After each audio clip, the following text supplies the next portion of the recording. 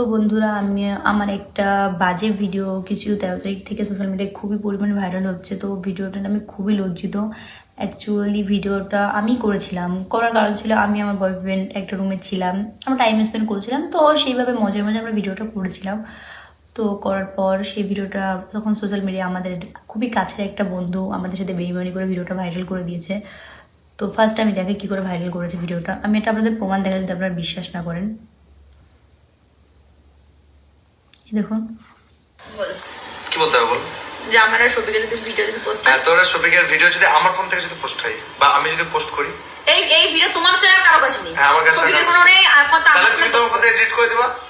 হ্যাঁ হ্যাঁ হ্যাঁ তাহলে ভিডিও তো বলো যে আমার ভিডিওটা করার পরে তুমি এডিট করবা। হ্যাঁ, তোমার ভিডিও করার পরে সব ডিলিট করে দেবো। হ্যাঁ, তো এডিট করবো মানে তোমার কোনো জিম্মেদারি নেই, টোটাল জিম্মেদারি আমার, হ্যাঁ। তাই তো?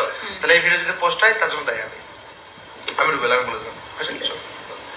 তো এই হচ্ছে রুবেল। এই রুবেল আমাদের খুব কাছের বন্ধু ছিল, যে ভিডিওটা নিয়ে সোশ্যাল মিডিয়ায় পোস্ট করেছিল।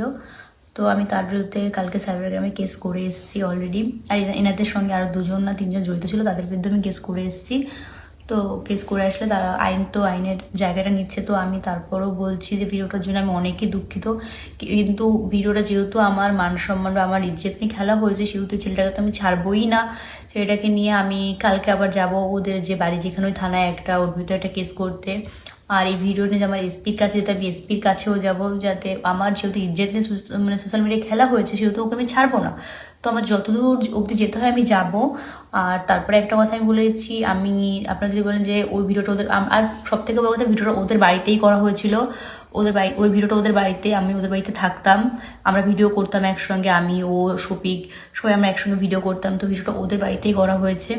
আর ওর বাপ মা বা ওর বোন, ওর বউ সবাই জানে ব্যাপারটা, সবাই হয়তো ওকে হেল্প করেছে। আর আমি যেহেতু ওর বিরুদ্ধে কেস করব, সেই কেস করাতে রুবেল, যদি তুমি মনে করো তুমি পালিয়ে যাবে, আমি তোমার বিরুদ্ধে একার নামে কেস করবো না, আমি তোমার বাবা মা, তোমার বোন, তোমার জামাইবাবু, তারপর তোমার বউ, আমি সবার নামেই কেস করবো যে তুমি একা পালিয়ে যাবা, তুমি আমার মান সম্মান নিয়ে, আমার নিজেতে সোশ্যাল মিডিয়ায় কোনো মান সম্মান রাখোনি। আর আমি তোমার একার বিরুদ্ধে কেস করবো না, কারণ ব্যাপারটা তোমার বাবা মা, তোমার বোন টোন সবাই জানতো বিষয়টা। তো আমি সবার নামেই কেস করবো, শুধু তোমার একার নামে করবো না। তুমি পালিয়ে গেলেও কোনো ব্যাপার না, তুমি যেতে পারো, তোমার বাপ মাকেও তুলে নিয়ে আসবে, তোমার বোনকে, তারপর তোমার বউকে, তোমার বোনের বরকে, সবার বিরুদ্ধে আমি কেস করবো। কারণ তোমরা পুরো আমার লাইফটাকে শেষ করে দিয়েছো, আমার আর কোথাও মুখ দেখানোর মতো কোনো জায়গা নেই, আমি কোথাও যেতে পারছি না, আমার পুরো ঘরের মধ্যে বন্দি হয়ে থাকতে হচ্ছে। তো তুমি ভালো থেকো, এটাই বলবো। আর এমন কিছু করো না যে তোমার বিরুদ্ধে আমার আরো কোনো উপর লেভেলে গিয়ে কেস করতে হয়। যতদূর করার আমি করছি, কারণ তোমাকে আমি কোনো কিছু বিনিময়ে তোমাকে আমি ছাড়ছি না। যত দূর অবধি যাবো, তোমাকে নিয়ে যত দূর অবধি যেতে